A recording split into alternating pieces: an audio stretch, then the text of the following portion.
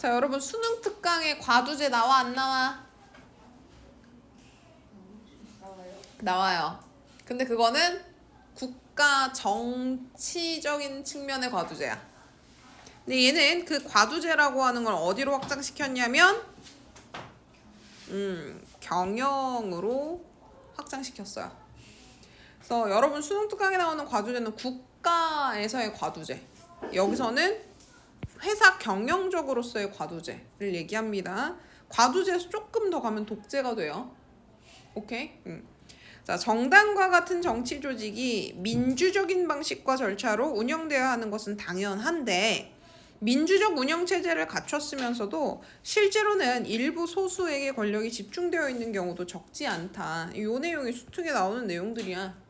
그래서 민주적인 경영을 하다가 얘네들이 덩치가 커지게 되면 일부 소수들이 권력을 갖게 되고 과두제 정치로 나아가게 된다. 뭐 이게 수능특강에 나타나 있어요. 조직 운영에서 보이는 이러한 현상을 흔히 과두제라고 한다. 이는 정치 조직에서뿐만 아니라 기업 경영에서도 나타난다. 여기 과두제라고 하는 게 그러니까 결론적으로 뭐냐? 민주적 운영 체제인데 일부 소수에게 권력이 집중되어 있는 경우를 과두제라 그래요. 즉 과두제다라고 하면 민주적 운영 체제입니다. 오케이? 민주적인 운영 체제예요. 다만 소수한테 권력이 집중된 거죠. 왜냐하면 민주주의적 정치를 막 하다 보면 어느 순간 나보다 저 사람이 엄청 뛰어나다라고 하는 걸 깨닫는 순간이 올 때가 있어. 그럼 내가 선택하는 것보다 저 사람이 선택하는 게 맞구나. 그러면 우리는 전부 그 사람 선택을 쫓아가겠지. 그러면서 권력이 집중되거든. 그러면서 과두제가 발생하기 시작하는 거예요. 모든 주주가 경영진을 이뤄 상호 협력 관계를 기반으로 기업을 운영하며 의사결정권도 균등하게 행사하는 경우 이를 공동체적 경영이라고 부르기도 한다. 자, 공동체적 경영은 회사에 있는 모든 주주가 경영진이야. 그리고 상호가 협력하기로 되어 있어. 그리고 의사결정권도 다 하나씩 균등하게 행사하는 거야.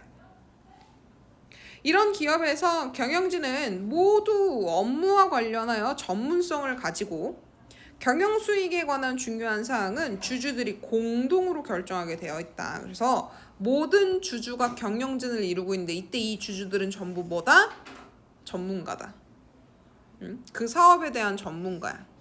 단순히 주식을 사서 저 회사의 주주가 된 애들이 아니라는 거야. 오케이? 그럴 때는 공동체적 경영이 가능하죠. 모든 회사의 지분을 갖고 있는 사람들이 그 회사 주력 산업에 대한 전문가야. 그러면 다 똑같이 알기 때문에 의사결정도 다 똑같이 해도 되지. 근데 막 나중에 회사가 커져가지고 주식을 사서 주주가 된 사람들이 있어. 전문 지식 하나도 없어. 그럼 그 사람이 결정권을 전문가랑 똑같이 갖는다 그러면 회사 제대로 돌아갈까? 안 될 거라는 거죠. 어쨌든 자 그래서 요 상호 협력 관계를 기반으로 쭉 되는 이 공동체적 경영은 언제 이루어질 수 있냐면 기업의 규모가 작을 때. 초창기 기업들한테는 가능해요. 그러면 모든 중요한 사항들은 다 같이 모여서 공동으로 투표하고 결정하면 돼. 오케이? 근데 회사가 엄청 커져서 주주들이 막 수백만 명이야. 그 너무 많나? 수백 명 정도로 합시다. 그러면 걔네들 그때그때 모아갖고 결정하는 거 쉬울까? 쉽지 않겠죠. 자, 기업의 규모가 성장하고 사업이 다양해지면 자 이게 조건이다. 이렇게 되면 과두제적 경영으로 나아가는 일도 생긴다. 기업의 규모가 성장하고 사업이 다양해져도 공동체적 경영을 지향하는 회사들이 있어요. 근데 어떠한 회사들은 규모가 성장하고 사업이 다양해졌기 때문에 주주들을 한자리에 모아서 매사건 결정하는 게 힘이 들어지고 그 주주들이 모두 전문가가 아니게 되면 똑같은 결정권을 주는데 한계가 좀 생길 거 아니야. 그치? 그러면 과두제적 경영으로 나가요. 자, 과두제적 경영은 소수의 의사결정이 이루어집니다. 의사결정은 소수가 해요. 전부 동등하게 경영진이 다 결정하는 게 아니야. 그리고 결정한 사안은 수직적으로 밑으로 내려옵니다. 우리 이렇게 결정했으니까 각각 부서는 이대로 진행하세요. 내려오게 되는 거죠. 그리고 과도제적 경영에 제일 좋은 건 효율성입니다. 100명의 주주를 모두 스케줄을 맞춰가지고 지금 당장 월요일날 해결해야 되는 사건이 벌어졌는데 얘네들 스케줄을 다 맞춰서 수요일날 회의를 해. 100명 의견 조율하고 투표하는데 이틀 걸려. 금요일날 결정됐다 치자. 그럼 월요일날 벌어진 사건은 이미 회사에게 엄청난 타격을 주고 있어요. 저 5일 동안. 그럼 효율적이지 못한 거지. 그러니까 월요일날 일어난 일에 대해서 소수의 결정권자들이 타르락 모여갖고 셋이 화상회의 탁탁탁 한 다음에 3명이서 그냥 이렇게 하기로 결정하자. 밑으로 막 뿌려. 그럼 월요일날 일 해결된다고. 오케이? 과도적 경영은 소수의 경영자로 이루어진 경영진이 강한 결속력을 가지고 있어요. 그리고 실질적 권한과 정보를 독점합니다. 왜? 100명 다 불러 모아다 설명할 시간이 없다고. 그래서 독점하며 기업을 운영하는 것을 말한다. 이런 체제는 전문성과 경험을 갖춘 경영진을 중심으로 안정적 경영권이 확보될 수 있도록 한다. 그럼 저기 소수에 해당하는 사람들은 해당 기업이 진행하는 사업에 대해서 정말 뛰어난 능력을 갖고 있는 사람들이 요 소수에 해당하겠지? 그래서 이런 체제는 전문성과 경험을 갖춘 경영진이 중심으로 안정적 경영권이 확보될 수 있도록 하게 되는 거야. 기업 전략을 장기적으로 수립하고 이에 맞춰 과감하고 지속적인 투자를 할 수 있어 첨단 핵심 기술 개발에도 유리한 면이 있게 된다.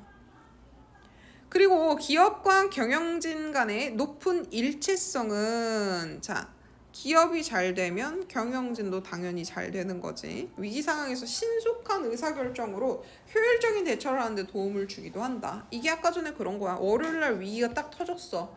그러면 경영진은 그 기업과 높은 일체성을 갖고 있어.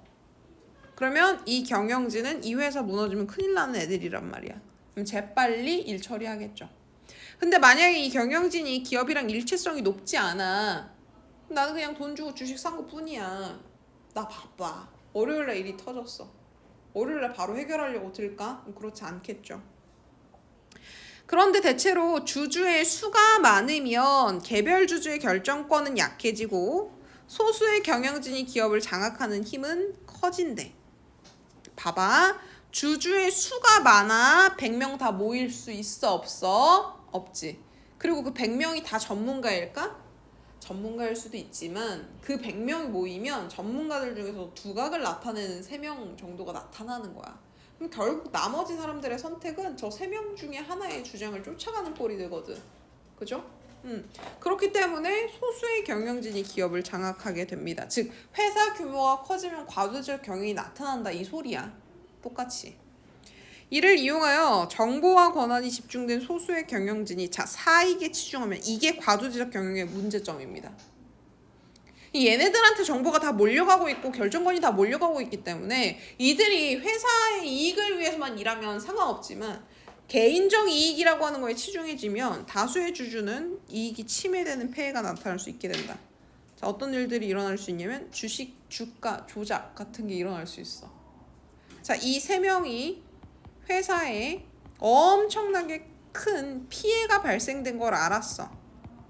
근데 이 피해가 외부로 유출되는 순간 주주들이 주식 다 팔고 나갈 것 같아. 그러면 이 경영자들은 자신이 갖고 있는 주식의 가격이 떨어지겠지. 그게 싫은 거야. 그래서 이 피해 사항을 3명만 알고 있어. 그리고 주주들한테 소식을 늦게 전하고 자기 주식 먼저 다 팔아버렸어. 그러면 주주들은 엄청난 손해를 입게 되겠죠. 그렇지? 경영 성과를 실제보다 부풀려 투자를 유치한 뒤 주주들에게 회복하기 어려운 손해를 입히는 경우도 있다. 이런 경우도 있어. 경영진이 실제 성과보다 우리 성과 엄청나요. 우리 이번에 실험했는데 대박이야. 암치료제 개발했어. 막 이래. 개발 못했으면서. 그런 소문을 막 퍼뜨려. 그러면 주주들은 점점 비싼 값을 주고 주식을 구입하겠죠. 그렇죠? 그러면 회사의 이익은 많아집니다. 그럼 자기들도 경영진이고 주주잖아. 그럼 자기 주식값이 올랐어. 자기만 슝 하고 팔아먹는 거야. 비쌀 때. 고점에서 파는 거예요. 오케이? 그러고 나머지 이제 떨어지든 말든. 회사에서 발표한 소식이 부풀려진 거든 거짓이든 상관없지. 난 돈 벌었으니까.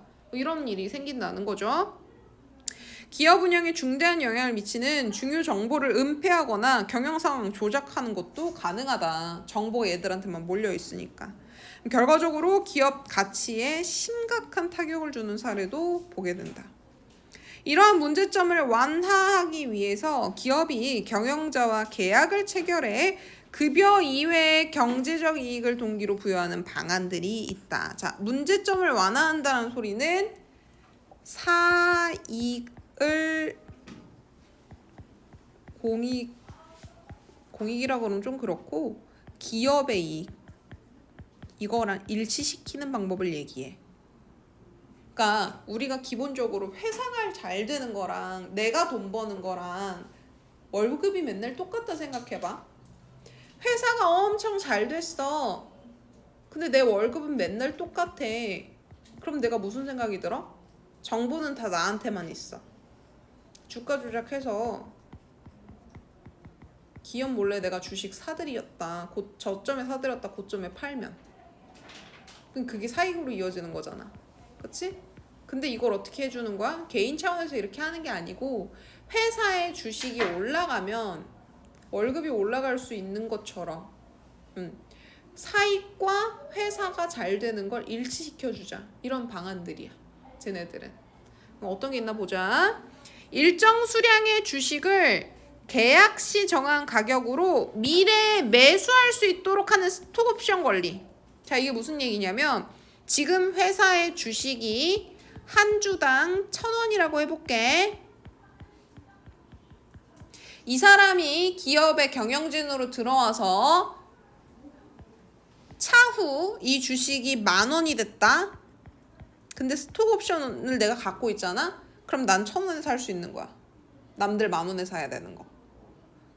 그래서 미래에 10,000원으로 주식이 올라가면 그럼 저 살게요 하고 1,000원으로 대량으로 주식을 구매해.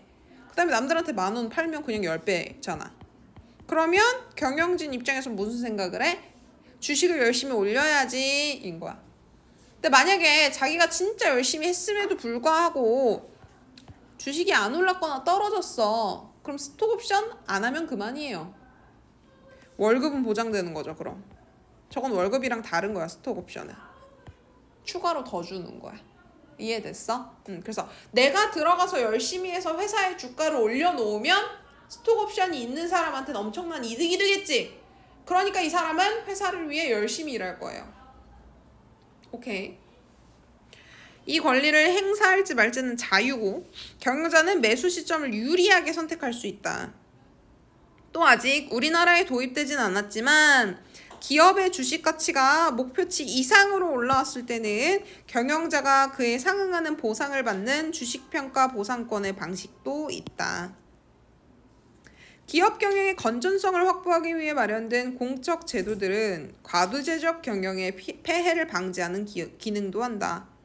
기업의 주식 가치에 영향을 미칠 수 있는 정보 제공을 법적으로 의무화해 놓은 것. 그게 경영 공시 제도예요.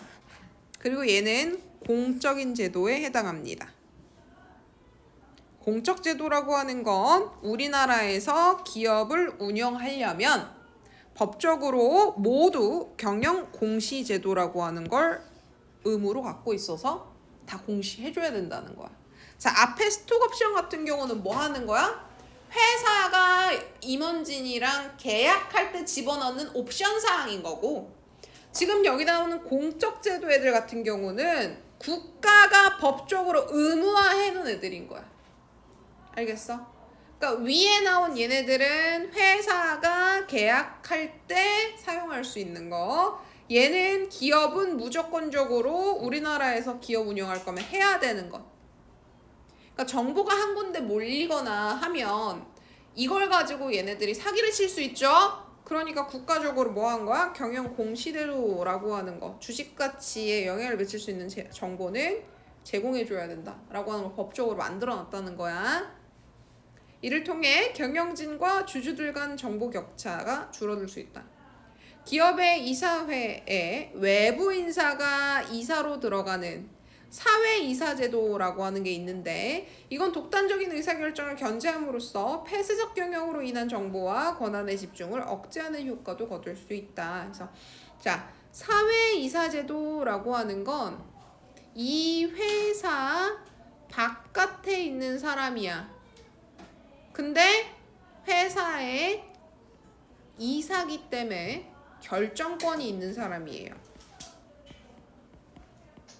그러니까 결정할 때 객관적으로 결정할 수 있어. 그러니까 이 회사에 몸담고 있고 이 회사 주식을 엄청 보유하고 있고 그리고 이 회사가 그 소수의 집단 사람들의 결정으로 인해 무언가 선택이 되려고 할 때 사회이사는 잘못된 결정을 얘네가 하는 것 같으면 이 회사의 이득이랑은 상관없는 사람이거든, 이 사람. 물론 월급은 받아요, 사회이사기 때문에. 근데 이 사회이사 같은 경우는 조금 더 객관적인 판단을 통해서 결정할 수 있다는 거죠. 오케이? 자, 그래서 여기서 조금 중요하게 봐야 되는 애들은 뭐 있냐? 경영 공시제도 체크해 두시고 사회이사제도 체크해 두세요. 그 다음에 스톡옵션 권리 체크해 두시고 그 다음에 주식평가 보상권 체크해 주세요.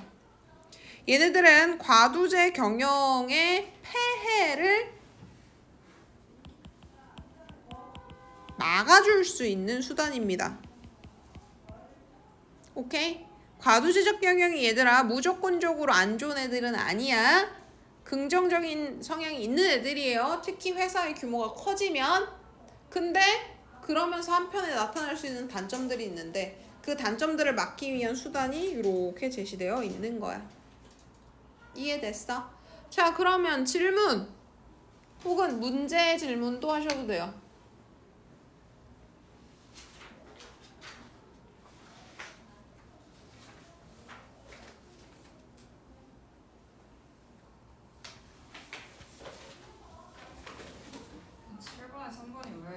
응.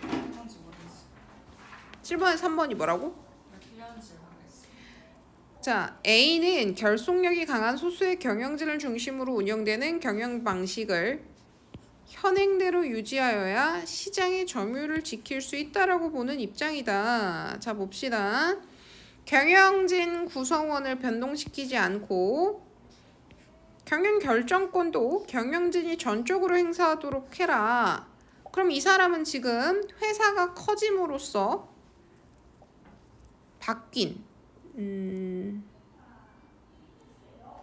요 효율성 증진으로 인한 소수의 주주만으로 경영진을 구성하다. 요걸 지지해주고 있는 입장인 거죠.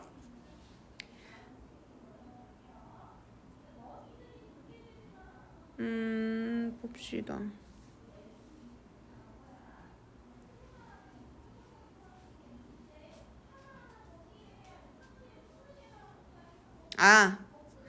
자, 봐봐. 현행대로 유지가 틀렸네. 보면 경영진들의 과두제적 폐해를 막기 위해서 얘네가 어떻게 하고 있냐면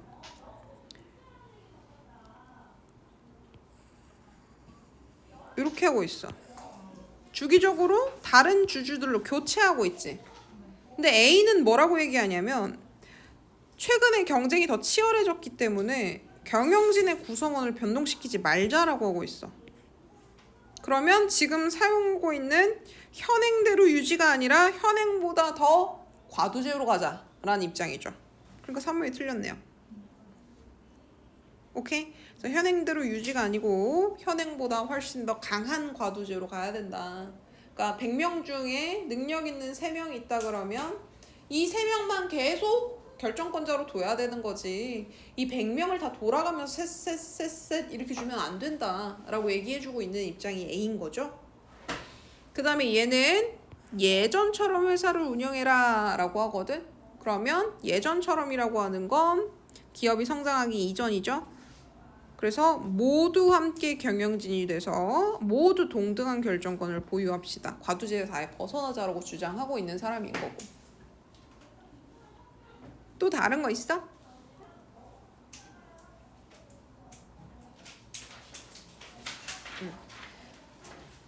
그래서 이 본문은 여기를 잘라서 여기 전까지는 공동체적 경영. 그리고 요 이후부터는 과두제적 경영이 도입되긴 했는데 여전히 공동체적 경영 색채를 포함하고 있는 경우. 왜? 결정권자들이 어떻게 되고 있다? 주기적으로 교체되고 있다. 그것 때문에. 그때 A라고 하는 사람은 교체시키지 말아라. 더 과도적으로 가자. 더 효율적으로 가자. 하고 있는 입장. 능력 있는 사람이 하는 걸로 하자. B는 그 이전으로 돌아가자. 공동체적 경영으로 가자. 라고 이야기하고 있는 인물. 요거 나눠서 여기까지 방법, 여기 방법, 그 A가 주장하는 방법, B가 주장하는 방법이 무엇인지 정리해 두시기 바랍니다. 또 다른 거는?